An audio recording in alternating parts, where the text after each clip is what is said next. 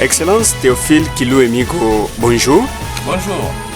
Vous êtes fils de Chabunda et ministre provincial de l'Intérieur honoraire. Et aujourd'hui, vous êtes ici à Chabunda. Avant de commencer cet entretien, pouvez-vous d'abord saluer tous les auditeurs et auditrices qui vous écoutent. Merci beaucoup, chers journalistes.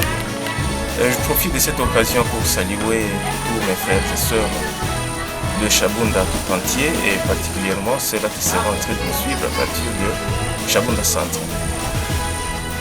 Oui, Excellence, vous êtes à Chabunda dans une forte délégation avant d'entamer notre thématique d'aujourd'hui parce que nous allons parler au moins de bilan, votre bilan au ministère, à la tête du ministère provincial de l'Intérieur au site Kivu. Et également, vous étiez gouverneur à l'intérim au moins une fois. Nous allons parler de ça, mais aujourd'hui vous êtes à Chabunda comment?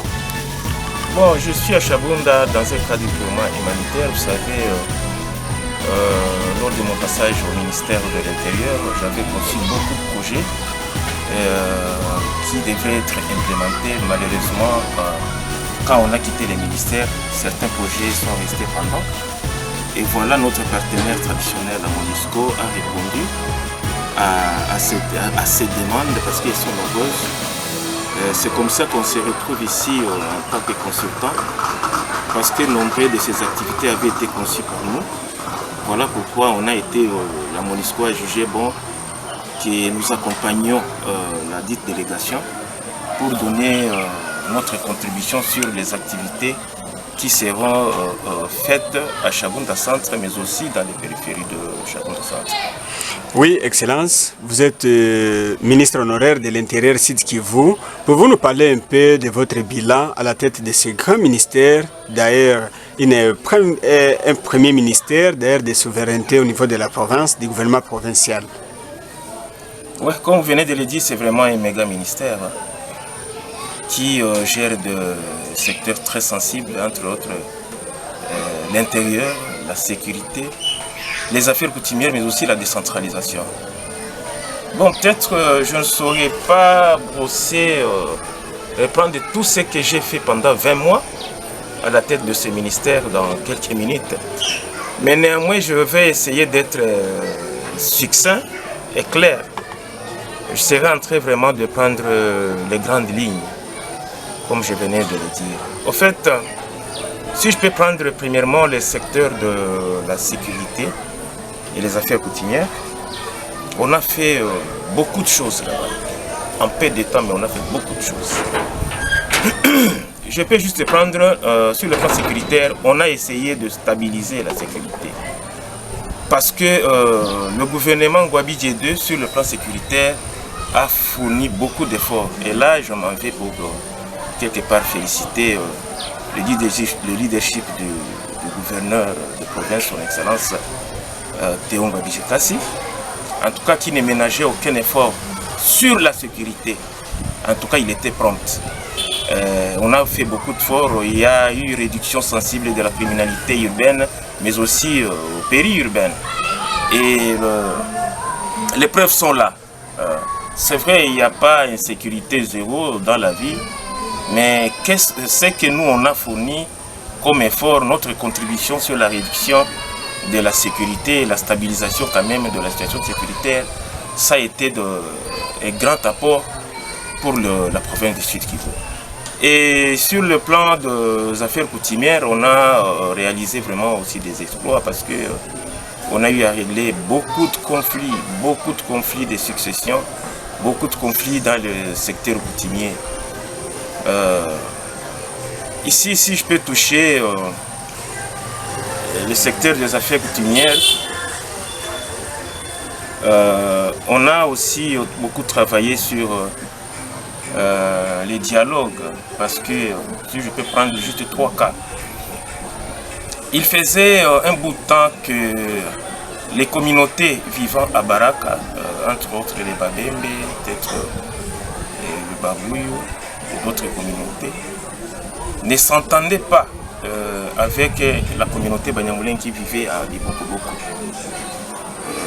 Juste quand j'ai pris la commande de la province, quand j'ai reçu l'intérim de son Excellence M. Le Bouf, La première réunion de sécurité a été faite là-bas, sur place, et notre contribution a été de grande taille. Aujourd'hui, il y a convivialité entre les communautés parce que les Banyamulènes qui étaient à Bibokoboko ne pouvaient pas fouler leurs pieds à Baraka. Aujourd'hui, il y a convivialité, il y a pacification entre ces communautés. C'est vraiment grand chose pour nous.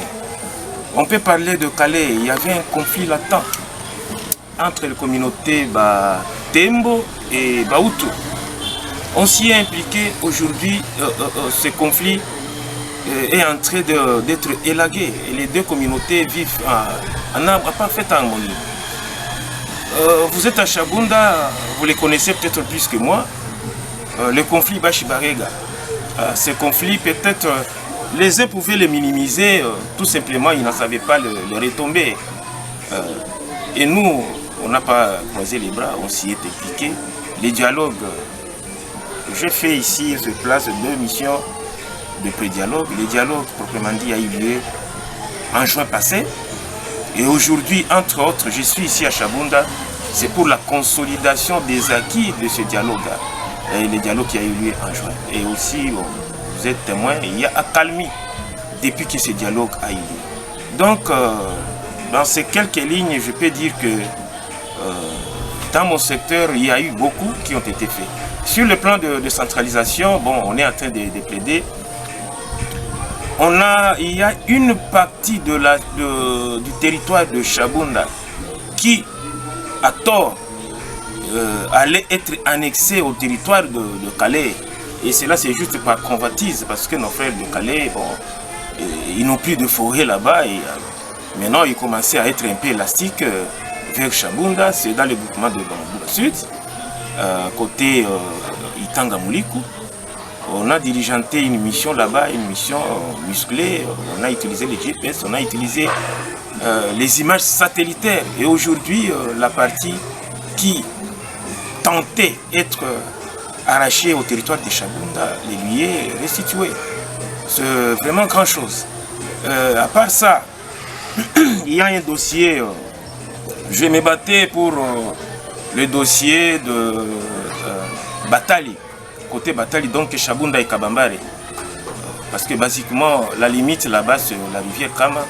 Mais malheureusement, il y a eu une élasticité des autorités de Kabambare vers Chabunda, tout simplement parce que du temps de la Kabylie, il y a certains fils de Maniema qui avaient du pouvoir avec Banro.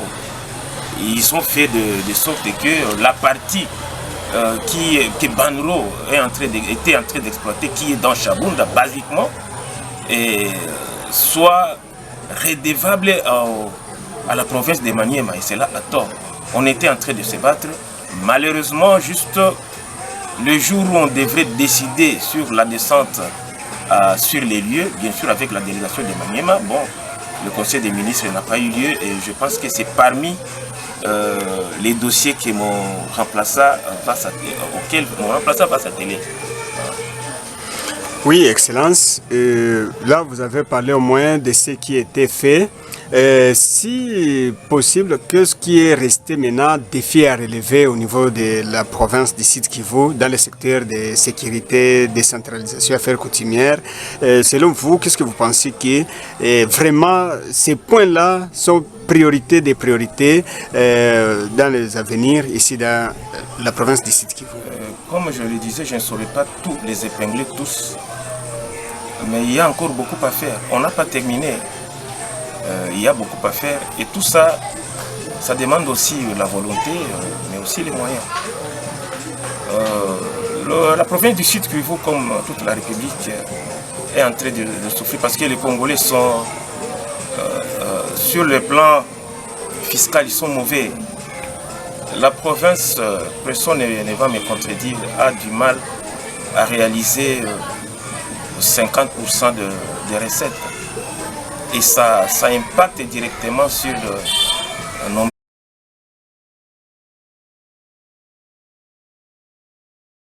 de la sécurité. Voilà pourquoi je me dis qu'il y a encore beaucoup à faire, ça demande de la volonté, mais aussi des moyens. Oui, Excellence, nous savons très bien que il y avait quelques mois, vous avez été resté comme gouverneur ad intérim dans la province du Sud Kivu. Est-ce que pourriez-vous nous parler de quelques réalisations faites quand vous avez été dans ce poste? Oui, monsieur le journaliste, c'est une bonne question. Et là, je peux avoir de la peine à y répondre, mais de toute façon, je dois éclairer la lanterne de l'opinion. J'ai assuré l'intérim du gouverneur pendant 2 mois et demi, si ma mémoire est bonne. Et c'est là que j'ai commis beaucoup de péchés. Pendant cette période, beaucoup de péchés. J'ai commis 5 péchés. Et les péchés commis ont fait que peut-être qu'aujourd'hui, je n'ai pas été reconduit. Dans la Bible, on dit que les péchés, le résultat du péché ou bien le salaire du péché, c'est la mort. Et les péchés que moi j'ai commis pendant les 2 mois et demi ont concouru quelque part à ma mort, à ma non-reconduction au gouvernement Ngouabi de Toua. Au fait, le premier péché que moi j'ai commis, c'est le fait d'avoir payé successivement 3 mois de salaire. C'est le premier péché. Bon, c'est pas un secret, le salaire dans tous les gouvernements qui se sont succédés, les gouvernements provinciaux, était plus une faveur qu'un droit. Le fait pour moi d'avoir payé successivement 3 mois, c'est le premier péché. Le deuxième péché, c'est le fait pour moi d'avoir engagé les fonds qui étaient disponibles pour la province, les fonds d'investissement, pour la réhabilitation de certains tronçons routiers très capitaux dans la ville. Je dirais ici l'avenue des ouvriers, c'est l'avenue qui part de rond-point ISP, vous descendez rue d'Ouvira pour déboucher vers l'avenue industrielle. Cette avenue allait être asphaltée, je dis asphaltée par Trabemco. Le tronçon Major Vangu chez Kibongé, pour ceux-là qui connaissent bien Bukavu et cette partie, c'est un casse-tête qui est là. Ce tronçon allait être aussi asphalté. Les fonds étaient disponibles. On devrait reprofiler le tronçon rond-point ISP et DAP pour déboucher sur quartier latin. On devrait reprofiler et aménager la canalisation. On devrait aussi reprofiler le tronçon de 8 km de Maria Kachelewa jusqu'à la jonction avec la voie qui part de lycée Wima. Et là, j'avais profité du projet du Fonds social et j'avais discuté avec le Fonds social qui avait accepté de nous faire la canalisation. C'est aussi quelque chose qui est un autre péché qu'on avait commis. Un autre péché, peut-être quasi impardonnable, que j'avais commis, c'est le fait d'avoir demandé un avenant sur la route Guiamba, donc la route Major Vangu-Ruzizi 2. D'aucuns ne va pas me contredire, ça fait maintenant, il y a 4 gouverneurs qui viennent de se succéder à la gestion de la province, ça qui est ce tronçon de 2,5 km, moins de 3 km pratiquement, n'a été réalisé. Alors, le péché que nous on a commis, c'est de demander à Trabemco de faire un avenant sur ce projet. Parce que quand j'ai lu le projet, je me disais, bon, c'était pas vraiment un projet. Une route de poids lourd avec, disons, la couche à 5 cm, je me suis dit non. C'est une route qui va se détériorer dans 2 mois. Alors j'ai demandé qu'un avenant soit fait sur cette route, qu'on fasse quand même une route standard internationale, 15 cm. C'est aussi un péché que j'ai commis. Et un autre péché, c'est pour moi le fait d'avoir demandé à la SNEL la SNEL avec la mairie, parce qu'il y a 1% sur les factures payées dans la ville, et qui devait être rétrocédé à la mairie. Et là, c'est uniquement pour l'éclairage de la ville. Mais cet argent était toujours utilisé pour d'autres fins. Et moi, j'avais discuté avec le maire de la ville, mais aussi avec la SNEL, pour qu'on ouvre un compte dans lequel cet argent, cette rétrocession devait être déversée et qu'on arrive quand même à éclairer la ville. C'est aussi un autre péché que moi j'ai commis. Et le dernier péché, c'est pour moi avoir conçu un projet d'achat de véhicules pour les ministres. C'est un autre péché pardonnable que j'ai commis. Voilà les quelques péchés que moi j'ai commis à la tête de la province quand j'assurais l'intérim du groupe. Et c'est quasiment impardonnable. Oui, Excellence, pourquoi appeler ça péché? Oui, parce que après avoir commis ces faits, ces actions, ça n'a pas plu à nombreuses personnes qui m'est taxé d'excès de zèle. Alors que moi, je pense que je travaillais pour la province. Et voilà pourquoi il y a eu diverses perceptions sur ce que moi j'ai fait. Ça n'a pas plu à une ou autre personne. Et la suite, elle est là. Oui, merci beaucoup, Excellence. Bien sûr, vous venez d'énumérer beaucoup d'actions, beaucoup d'œuvres, peut-être faites positivement par rapport à notre attendement. Mais aussi, vous êtes fils, en même temps notable du territoire de Chabunda. Vous parlez des actions qui semblent être générales dans la province du Sud Kivu. Est-ce que vous pouvez un peu spécifier, particulariser quelques actions dans le territoire de Chabunda comme fils du Chabunda? Comme fils du terroir. Oui. Une très bonne question. Au fait, moi, j'ai été candidat député national sur la liste de l'UDPS en 2018. Je n'ai pas été élu. Mais n'étant pas élu, je suis cadre du parti présidentiel.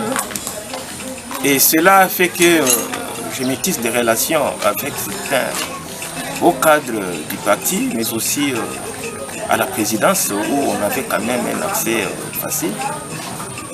Et là, on a réussi à notre plaidoyer qui a donné des fruits sur la réhabilitation de la route Kimbili. J'ai commencé ce plaidoyer avant même la naissance de l'Union sacrée. Et voilà que ce n'était pas du tic-au-tac. Les résultats sont là et il y a le premier décaissement qui a été fait de l'équivalent de 300 000 $. De Bourale à Nyamubemba. On s'est battu, il y a le deuxième décaissement qui a eu lieu à l'équivalent à 550 000.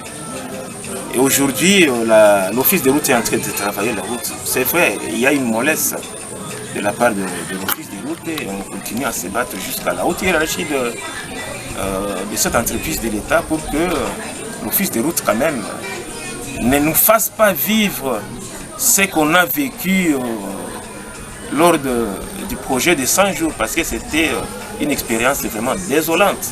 Et on est en train de pousser, bon, l'office de route nous parle de la vétusté de ces matériels, mais pour nous, ça ne passe pas.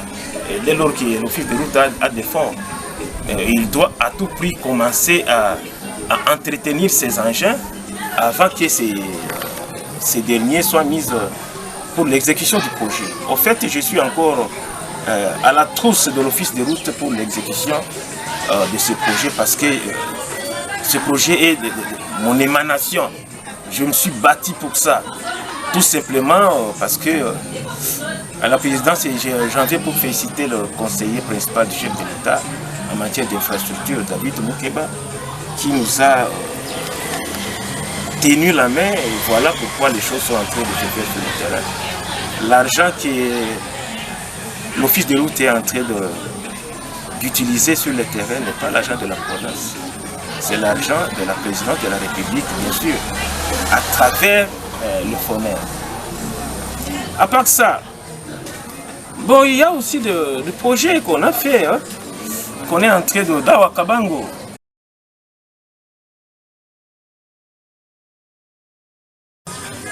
C'était un tronçon d'à peu près de plus de 80 km.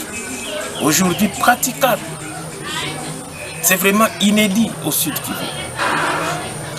Je ne pense pas, depuis 20 ans, qu'un seul gouvernement provincial est arrivé à faire cet exploit. Nous, on l'a fait, c'est juste à travers notre management. C'est pas parce qu'on a beaucoup d'argent. Notre management, mais aussi la volonté de la population qui s'en est appropriée. Hein. Je suis en train de féliciter cette population de Bataille.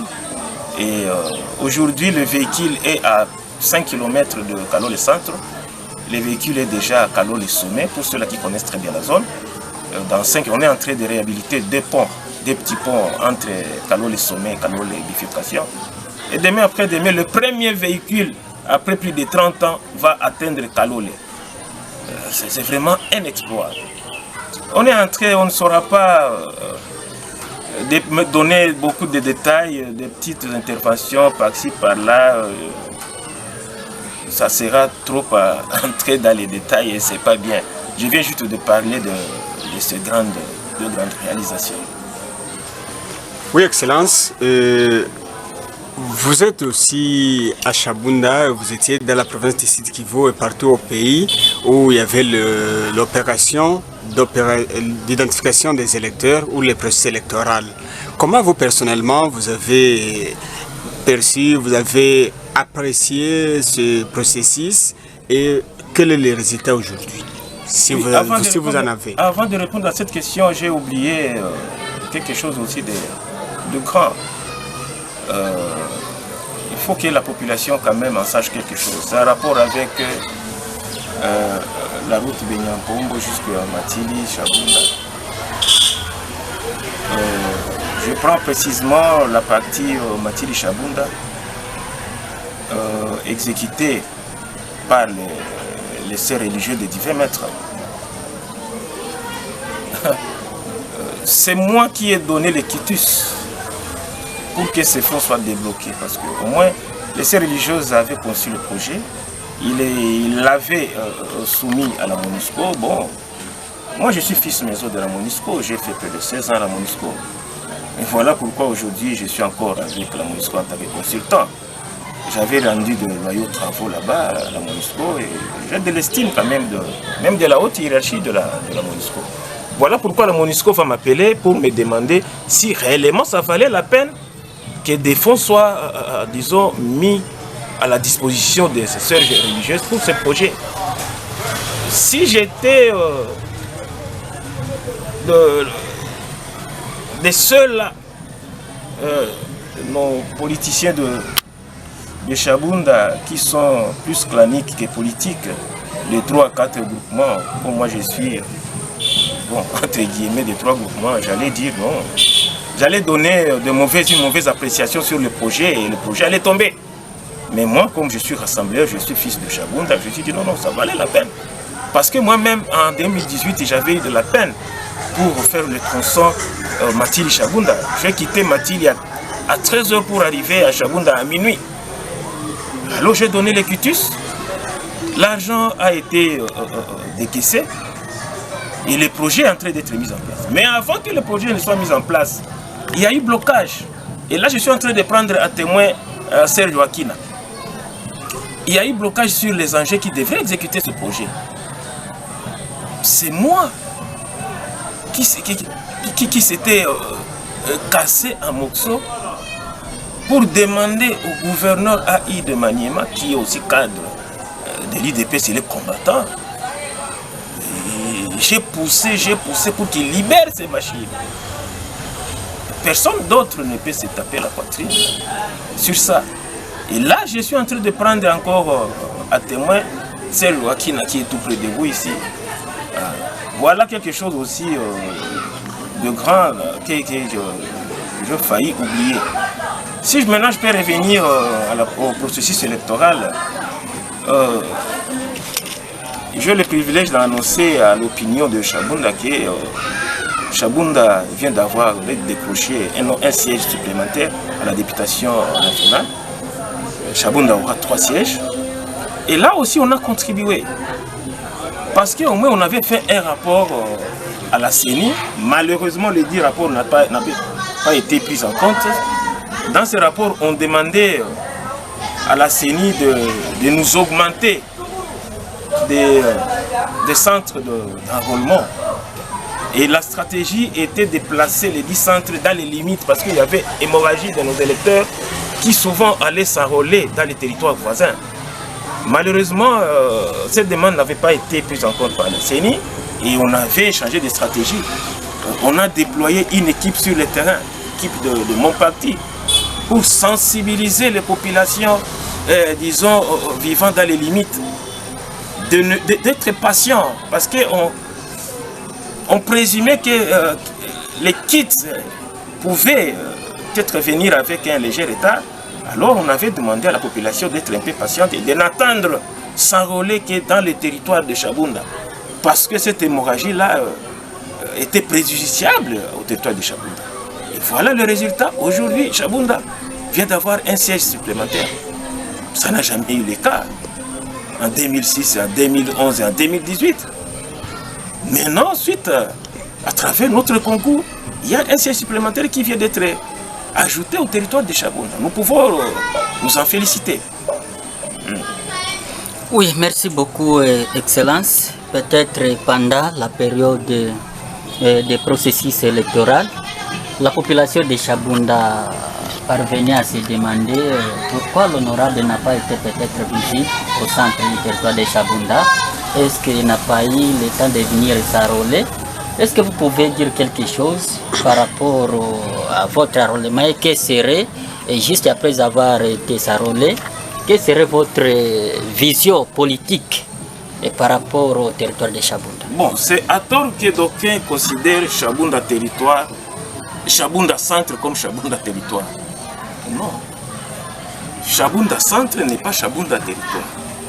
Je me suis enrôlé dans les territoires de Chabunda, plus précisément à Ngolombe, dans le Bamboula Sud. Et on est en train de travailler parce que je viens aussi féliciter les électeurs du territoire de Chabunda qui avaient suivi notre message. Et les résultats, et là, Chabunda a 3 sièges à la députation nationale, peut-être 4 sièges à la députation provinciale. Bon, peut-être moi je peux parler, on n'est pas encore dans la période de campagne électorale. C'est bien, les gens se sont enrôlés. On s'enrôle pour aller voter. Ce n'est pas pour la simple raison d'avoir sa carte d'électeur qui aujourd'hui fait la carte d'identité aussi. Mais on s'enrôle, le but de s'enrôler, voilà pourquoi on l'appelle carte d'électeur, pour aller voter. La finalité, c'est aller voter. Malheureusement, nombreux ne vont pas voter. Et quand qu'ils vont voter, ils le font d'une manière, je ne sais pas comment qualifier. Mon petit message ici, c'est de dire à la population, aux électeurs, que prochainement, quand vous allez voter, il faut voter par la tête et non pas par le cœur. Je le dis toujours, votez par la tête et non pas par le cœur.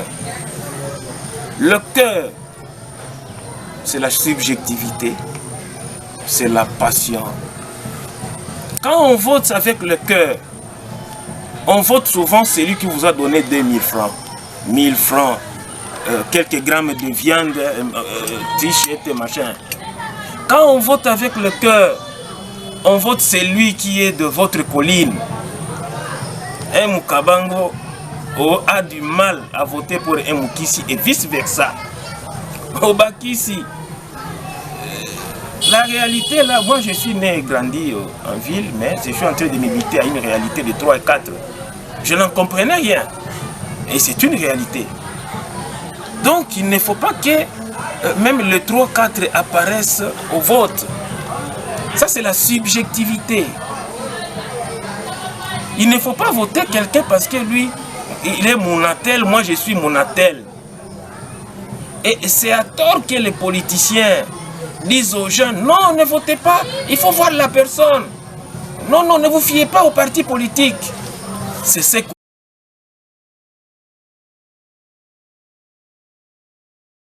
M. Fayoulou avait le plus haut score ici à Chabunda, puisqu'il était derrière lui. Mes chers frères, si je le dis et je le répète toujours, si Fayoulou passait président de la République, et Chabunda, vous avez voté les gens de Kabila, les 2 députés nationaux étaient du FCC. Est-ce que Chabunda aurait un interlocuteur valable vers Fayoulou? Non. C'est là que moi je m'en vais en faux.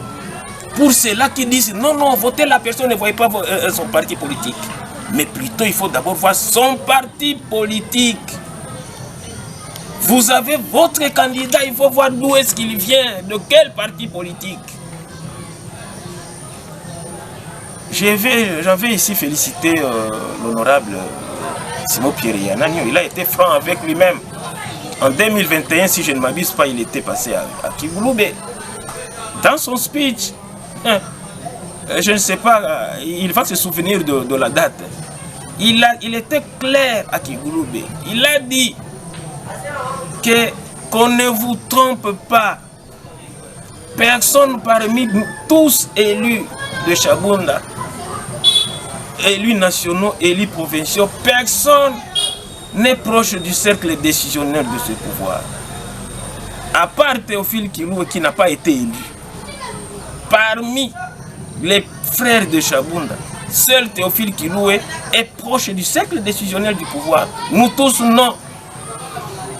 Et là, quand j'ai entendu ce message, j'ai dit, bon, il faut quand même féliciter honorable Simon Pierre. Il est clair avec lui. Et c'est le message que je suis en train de lancer à nos électeurs.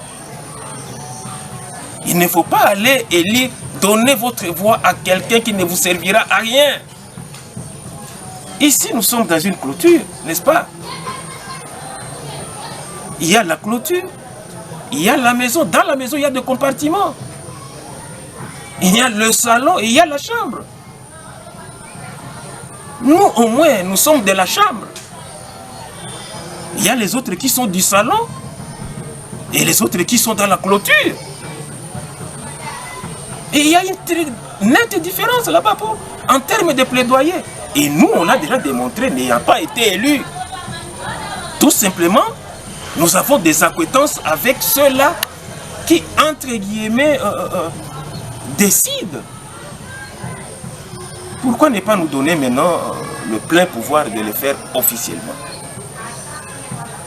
Voilà le message que je voulais lancer à nos électeurs. Par rapport à votre parti politique IDPS dans le territoire de Chabunda, quelle est la santé de ce parti et aussi vous les combattants qui étaient partis travailler à Bukavu et revenir aussi ici à la base? Bon, la santé, je dois être clair avec moi-même, la santé du parti n'est pas bonne. C'est pas digne de parti présidentiel et on est en train d'y travailler. Nous en savons les raisons. Nous allons y travailler, nous allons continuer à y travailler. Voilà pourquoi j'aurai une soirée politique le lundi avec les cadres, les membres du parti. On les appelle les combattants. Parce que nous devons vraiment nous mettre à l'ordre des batailles en prélude des élections à venir. Oui, merci beaucoup. Je pense que peut-être tout Chabunda va vous suivre. Alors, après la première série de réalisations déjà faites, vous étant un homme politique, quelle serait l'attente de la population de Chabunda pour la deuxième série de votre... Merci. Vous savez, moi je suis un peu différent de nombreux politiciens de Chabunda. Nombreux politiciens se font passer à des philanthropes. Et ça, c'est la robotisation de l'homme. Vous passez à un philanthrope, vous n'allez pas arriver au bout du développement de Chabunda en tant que philanthrope. Non. Personne n'aura de moyens de développement de Chabunda dans la philanthropie. Personne. Le développement d'une entité telle que Chabunda, c'est de l'apanage du gouvernement, de l'État. Et là, vous devez avoir un interlocuteur valable auprès du décideur, auprès de l'exécutif. Mais néanmoins, moi je suis technicien de développement. J'avais des perspectives d'avenir. Je me disais, ok, les jours où je serai non seulement élu, quand j'aurai une bonne opportunité pour Chabunda, j'ai rêvé accomplir un projet. C'est le projet de la navigation de la rivière Olindi. J'ai déjà introduit la demande auprès d'un partenaire. Je me dis, ok, la route est là. C'est pareil à la route Bukavu-Goma, qui est en train d'être réhabilitée, mais aussi le lac est là. Je me suis dit, jusqu'à preuve du contraire, la route Chabunda-Kindu n'est pas réhabilitée, n'est pas en bon état. Mais pourquoi ne pas voir l'opportunité de la rivière Olindi? Est-ce que la rivière Olindi n'est pas être une autre opportunité à exploiter? Je suis en train de penser faire d'abord une expédition sur la rivière Olindi, voir l'état de navigabilité de cette rivière, quels sont les obstacles et voir comment surmonter les 10 obstacles pour rendre navigable la rivière Olindi de Chabunda vers l'embouchure vers Kindu. Je me dis, avec les relations personnelles au sein du parti, le parti présidentiel,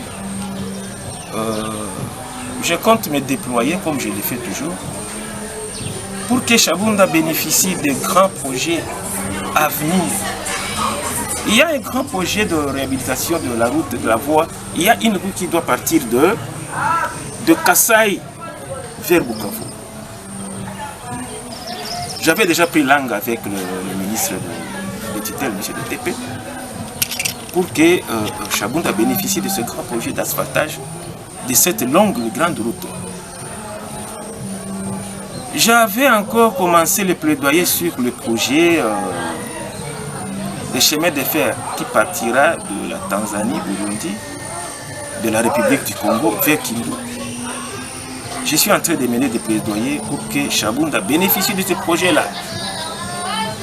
Voilà, en quelques mots, les quelques projets d'avenir